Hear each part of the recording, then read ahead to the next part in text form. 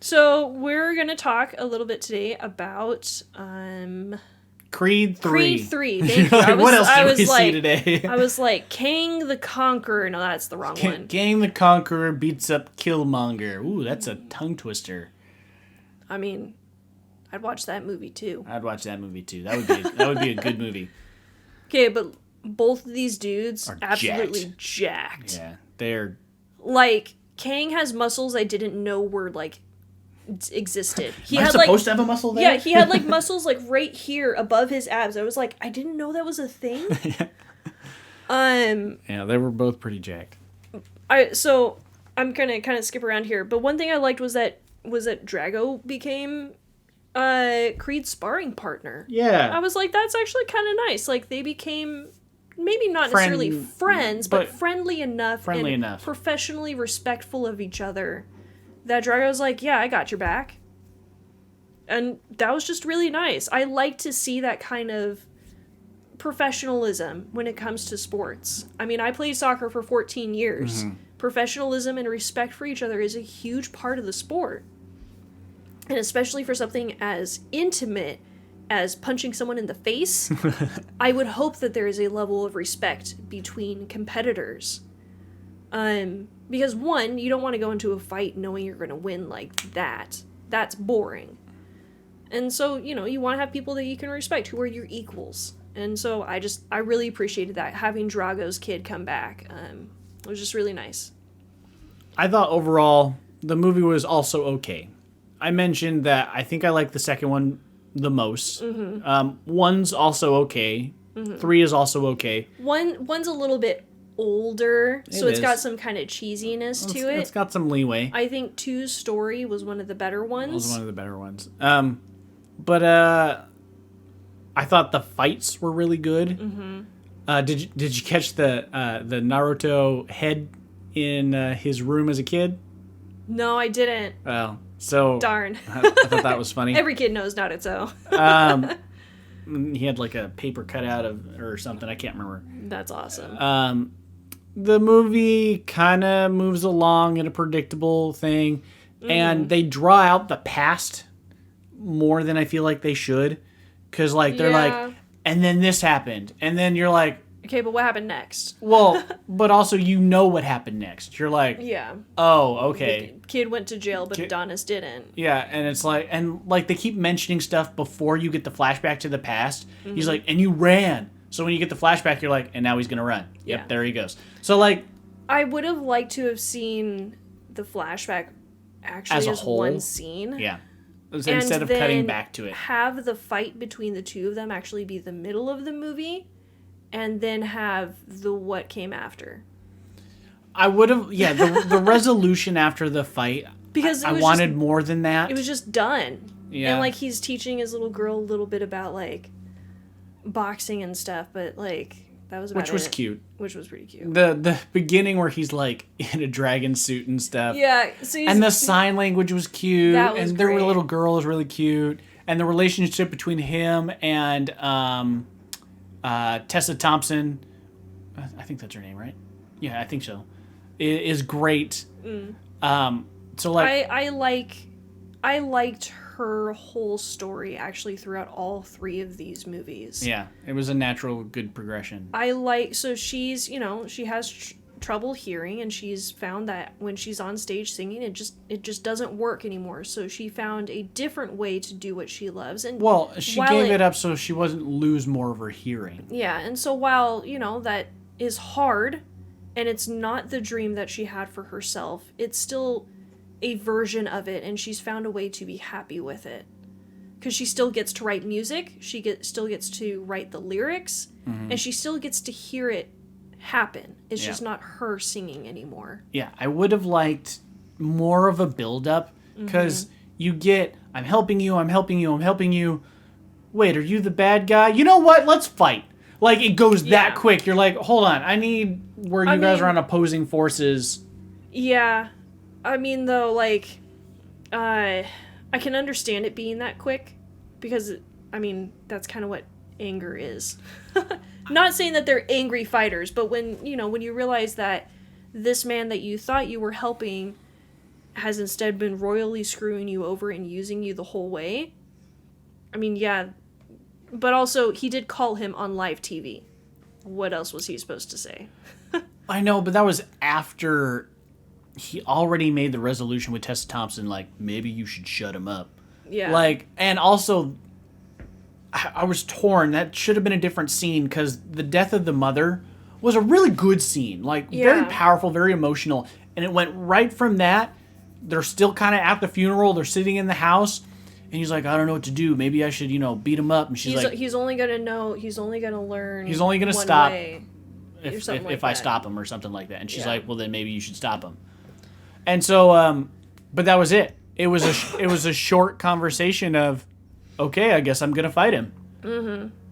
What? After 3 years of retirement, too. After 3, yeah. Maybe you should build up to this. About how long he'd been in retirement. They didn't. I didn't know it was 3 years. It had only been like a couple of months, but it had been 3 years.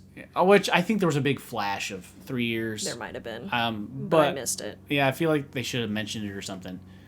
But I thought the moments were good, but it should have flowed between the moments better. To kind of give you time to process and develop. And I think all the actors were perfect in their roles. Yeah, I just think the acting was great. The story suffered a little bit, but every actor I just enjoyed. Yeah. And this was Michael B. Jordan's first directorial debut, by the way. Oh. Which, for your first movie, it's not bad. Good job. It's not bad, yeah. I mean, it's not my favorite of the 3 movies. It's not my favorite. It wasn't a bad movie. But by any measure, it was not a bad movie. And what was funny... In fact, I will say, I think the fights were the best directed fights. Not necessarily the best fights, but the best directed fights. So the first fight we see is Creed taking on an older rival. Yeah, that fight was okay. But it was fun because we saw what he saw. So we see it kind of slows down when he notices the weak spot on the guy. Mm-hmm. And so we're like, oh, we're seeing what he's seeing. Those were the very anime tropes that he pulled in. Because Michael B. Jordan's an anime fan. Yeah. And so he's like...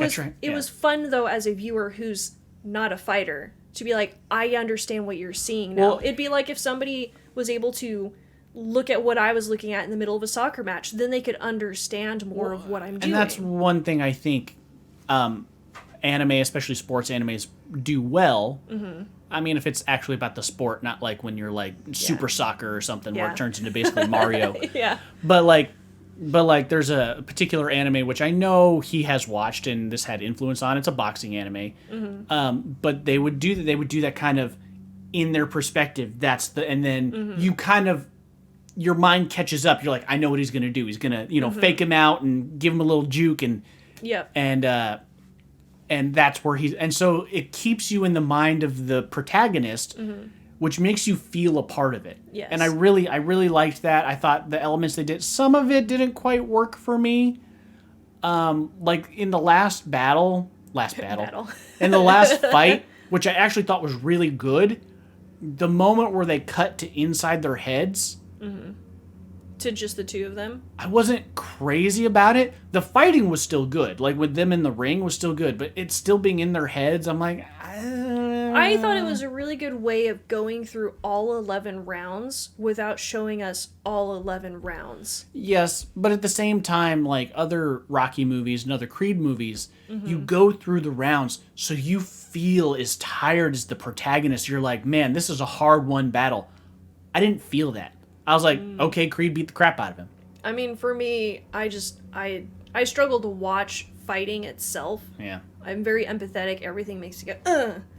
Like, I had a total whole body reaction when we watched the second movie and somebody decked somebody like the most horrific, I can't remember exact moment, but it was like, ugh! And so, like, that's hard for me. He had a very bulgy eye in the second movie. Yeah. Several times. But, everybody likes to go for the eyeball.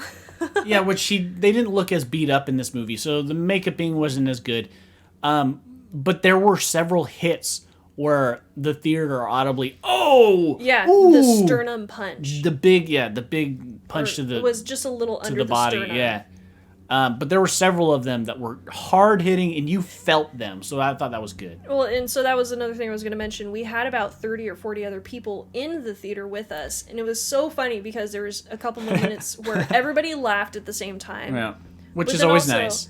But then also, everybody applauded at the end of the fight between Adonis and they're Dame. Like, you got him! Woo! It was so you funny. Guys are awesome. It was a good crowd. It was. Except for the guy who's on his phone next to you. Yes. Public service announcement. Don't be on your phone in the theater. Don't be on your phone in the theater. If you feel like you're ever gonna have to turn on your phone in the middle of the movie, please turn down the brightness as far as you can.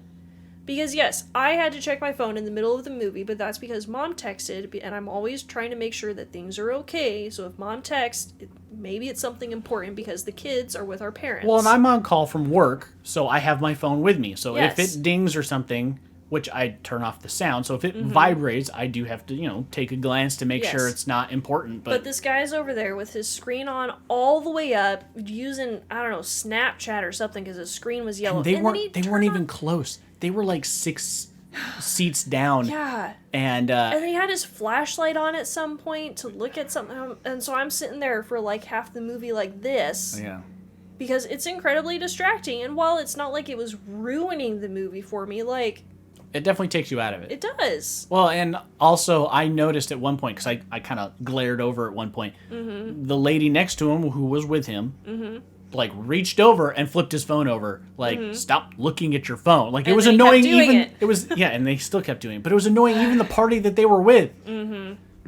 So please don't look at your phone at the theater. Yeah, please turn the brightness down and make sure it's on no higher than vibrate. Because like I understand some people are like, in case of emergency because you left your kids with somebody or you've got work stuff or whatever. I understand that completely. But that doesn't mean you need to keep your screen all the way up and your sound on. Anyway.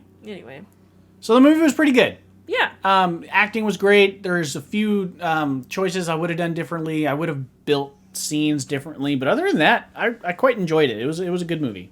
Indeed. Everybody should go see it.